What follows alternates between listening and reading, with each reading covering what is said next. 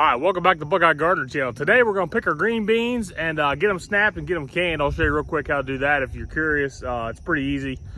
So you see the beans here behind me. It has been 90 plus degrees the last 5 days in a row, and we had some 90 degrees 2 weeks ago. It's been really hot here in Ohio for this time of year. We hit 90 sometime in August and sometimes in July, but I mean, this was in June. Beginning of July here. It has been hot and dry. I've had less than a quarter inch of rain in the last 4 weeks. So you can see the yard's totally dead behind me and the garden's barely hanging on. So these beans, I made a short there a couple weeks ago. They were just loaded with blooms. They was looking great. And the plants look terrible right now, but there is some beans ready to be picked. I don't know that there's gonna be a second round. Usually we get 2 or 3 rounds out of them. And I don't know if there's gonna be a second round or not. They look pretty sad. And I've been watering them with the water hose, but I mean, the water hose only does so much good. The garden's so dry everywhere else, I feel like the water just gets sucked out of them anyway, where you put it right on the plant. It just goes into the rest of the garden. And we don't have a well, so I don't wanna waste a whole bunch of water for that. So anyhow, we've got enough for a decent crop. Not as good as I was hoping for the first round, and I don't know if we're gonna have any more, but it'll be enough for us for the year. But anyhow, I'll show you real quick how we harvest those, and then we'll go snap them and can them real quick. Okay, so we'll start here on the end. These ones here on the end are kind of small. These probably could have used another week or so, but I'm gonna pick them off. We're gonna can them today. Wall them off. So you see they're a little small. These are jade green beans. I always planted Blue Lake for years, is what my dad planted, my grandpa planted. We tried some of these a couple years ago and really liked them. I can't taste the difference in them, but the Blue Lakes, if you leave them on the plant a little bit too long, then they get a little bit tough. These didn't seem to get tough. They stayed, which is great if you're busy. And like some weeks I can't get to them. So this worked out really good in the other years. We've been growing these ever since. I really like them. And they're usually about that big around. You can see it's a pretty good size one there. But they're usually all about that big or a little bit longer. So they're definitely not as big as usual. But there's plenty here for a harvest, I think. So we'll go down through, I'll put them in these buckets, and then we'll take them up, we'll snap them this afternoon, and this evening we'll put them in a pressure canner. You can also, my mom and dad always water bath them. You can do that way too. They say you can't, but we did it for years. But I got a pressure canner now, and that's how we do ours.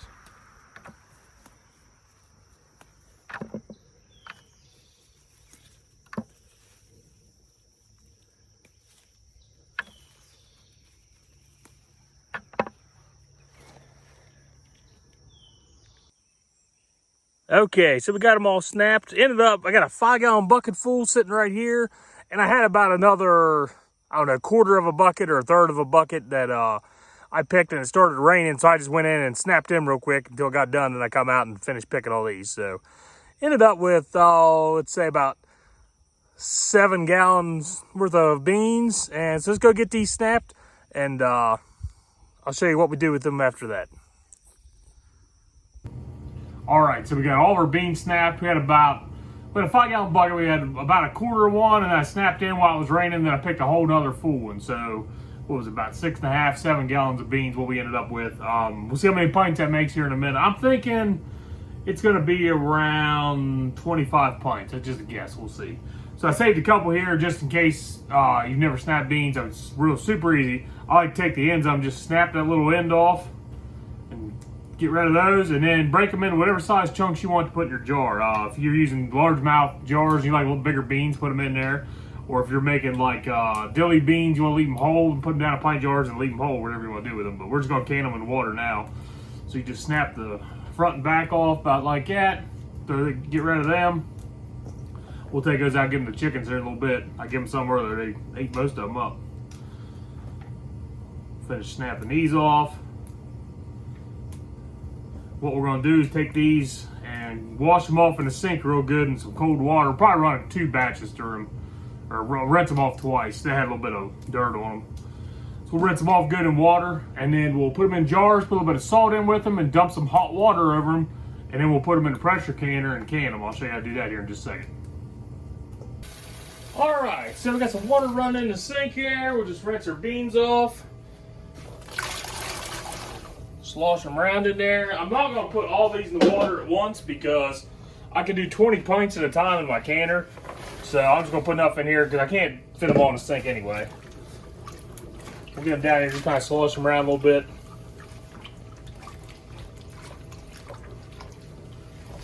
So we'll give those a good wash, rinse them again, and we'll get the jars ready.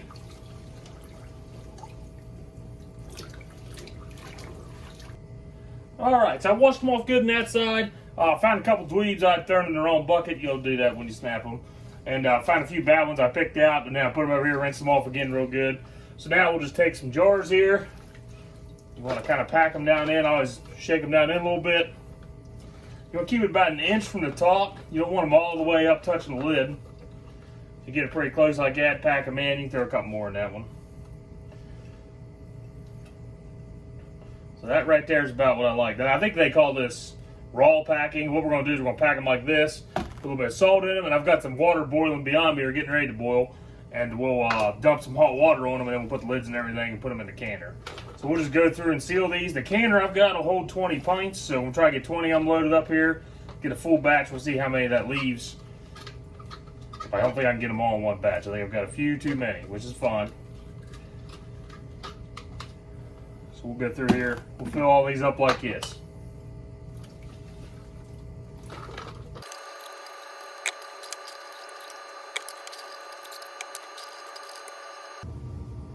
All right, so we got our beans all loaded in the jar. I got 20 of them loaded up here, ready for the first batch. There's still some left. There's probably 2 or 3 jars left in the sink, and then I've got a bowl there that's got a few more. So we'll probably end up 27 to 30, somewhere in there. We're gonna get this first batch going. So now we need to add a little bit of salt to it. Need a ½ teaspoon of salt for a pint and a teaspoon of salt for quarts. I had some pickling and canning salt left over here from last year. I'm gonna use. I've used regular iodized salt before. Some people say you don't want to; it makes it cloudy. But my mom and dad, it's all they ever used, and it always turned out fine. The water was clear. So since I got this, we'll use it. Put a ½ teaspoon in each jar. So we'll go through and do this.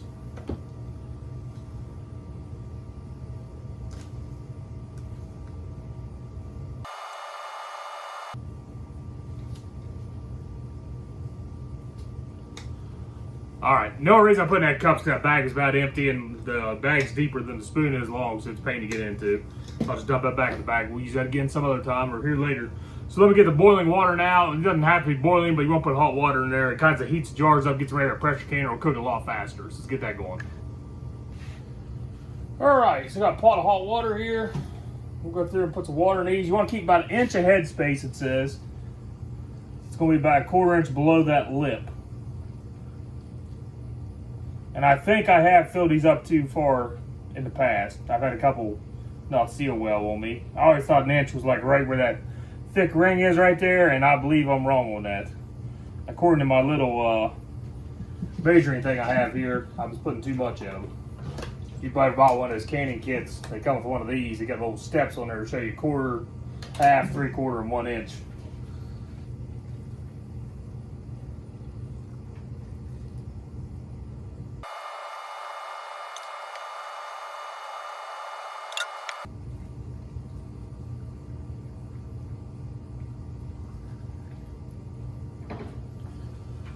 All right, we'll check, see if it looks like it needs any.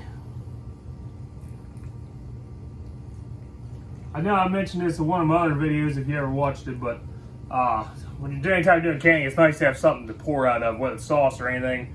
This is one of, I think it's OXO brand OXO. That's a great one right there. I've had a couple of them. They never seemed to last real long, but that one there did. All right. Just get all the little air bubbles out. You take that little, whoops, get a little too much in that one. You can take your little measuring thing there and poke them down if you want. I don't have them packed super tight, so they should breathe a little. Give that one there just a little bit more. All right, let me get my lids and rings ready here. I'll show you a little trick with that too. All right, let's get our lids on. What I like to do here, because now these jars are kind of hot, we're going to deal with some hot water and stuff here in a minute. So I got these cheap, just cotton, I forget what they're called. I got them on Amazon a couple years ago. I saw this on a barbecue YouTube video one time and I tried it, and it is amazing for barbecue, canning, anything. Even I cleaned out the freezers a while back and kept that cold off. But this works as an insulator, And then this keeps some moisture from coming through. It works great when you get these hot jars. You got to handle them. I did pulled pork a couple weeks ago. It was so nice to pull that pork apart when it was still 175 degrees. You just reach in there and pull it apart. It worked great. So I got my lids here. I took a towel, went around, a wet paper towel, wiped the tops of these rings all off. I got my lids in my ring already. I didn't preheat my lids. I know a lot of people say you have to preheat your lid. I didn't on these. I would do on some things. We made some jelly there last month. I definitely did it on that because you don't really can it and stuff. But since I poured that hot water in, these jars are pretty warm right now. Those lids should seal fine. They always do for me in the past, so. You don't want these super tight. Just snug them down. They don't need to be super tight. I know some people say just barely touch it with your fingers. I give them just a little bit more than that.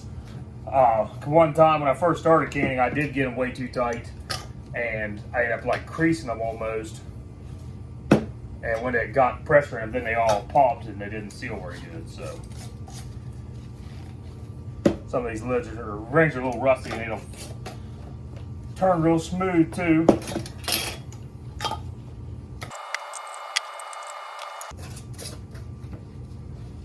All right, lids are on all of them. Let's get the canner ready. Get ready to throw them in. All right, so I got my pressure canner here.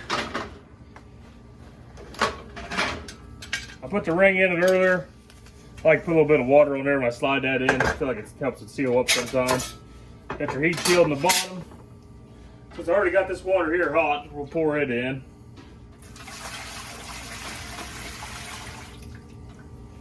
Let's see here. Where's my line at? Over there. Put a little bit more in.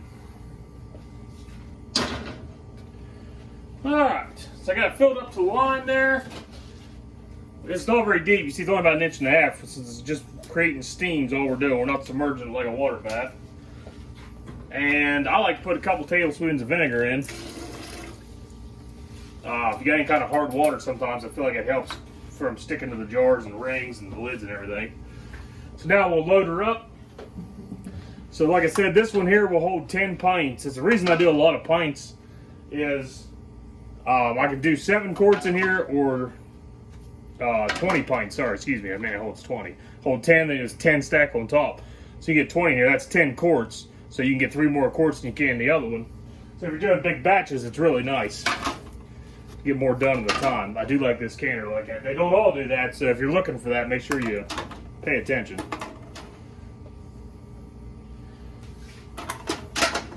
There's 10.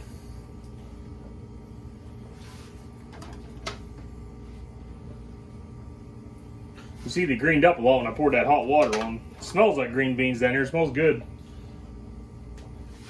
And these will look different when they come out, when they're all fully cooked.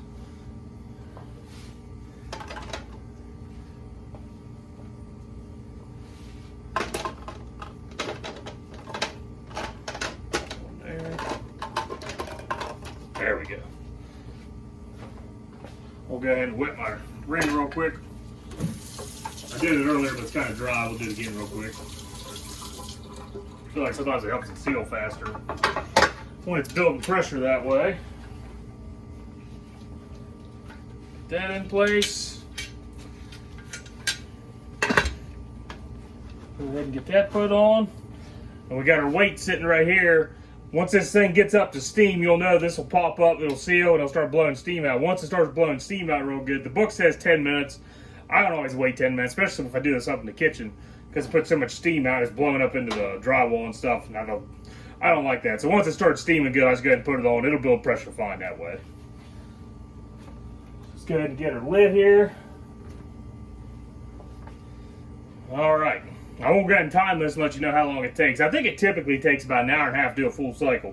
We'll get it to a boil, get it going good, it'll make it steam. We'll seal that off, and then once it gets up to 10 pounds, we're going to cook it for 20 minutes on the pints. The quarts are 25 minutes is what my ball cookbook said. So once it gets up to 10 pounds, then you can regulate the heat. You can turn it down really low. Upstairs, it's like 1 notch above low. It's not all the way to medium even. Once you get that pressure build, it doesn't take a very big fire. So you got to make sure you turn that down. If not, it'll build excess pressure. It'll blow out and stuff. So keep an eye on that. And I'm going to time it here. I'll let you know how long it takes. All right, about the 30-minute mark, my little seal here started flapping and sealed off. You can see it's blowing steam out now. It's been about 5 minutes. We're gonna go ahead and throw it on. And then we'll keep an eye on this gauge. When it gets up to 10, we'll turn the heat back and try to keep it right on 10 pound there for about 20 minutes or so. Just wanted to show you this real quick. You can see we're sitting about 12. It's a little bit high. I turned it back down a little bit. It's dropping now. But you can see how low I've got the fire in there. Just real small fire. So just, you gotta make sure you babysit it while you're in that pressure zone, because it'll get away from you quick. All right, so we're about the 2-hour mark and the first batch is done. So I think at the 35-minute mark, it started boiling. I threw the cap on it. At the 45-minute mark, it was up to pressure. I started the timer. I run it for about 20, 22 minutes or so. I run it a couple minutes longer because I wasn't paying attention. Shut it off and it was just let it sit. So I shut it off at 1 hour and 5 minutes. And now it's 2 hours and 5 minutes. Been sitting an hour. The weight just, or the seal just dropped. So let's take the weight off. The steam's blowing out. That's a good sign. Steam that's coming out in that water in that lid will be super, super hot. Set this over here to the side for now. Now I don't know how well you can see it in the video. Let me get the camera in there a little bit closer. You can see all those jars after I took that lid off, they really started boiling in there. They're above boiling temperature. We're gonna let them go for now. I'm gonna let them sit there a couple minutes. I've got these other jars ready. I think there's 15 more jars, 16 more jars. I'm gonna go ahead and put the water in while these sit and then I'll take them out. All right, we'll start taking them out of the canner. I'm just gonna set them right. This is an old table. Usually I put them on a wooden cutting board or something if I do these upstairs in the kitchen, but it's down in the basement. We'll just set them right on this old table. It won't hurt nothing.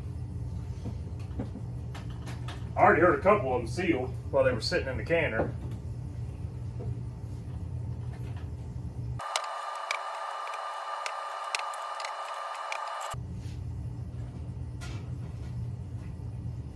All right.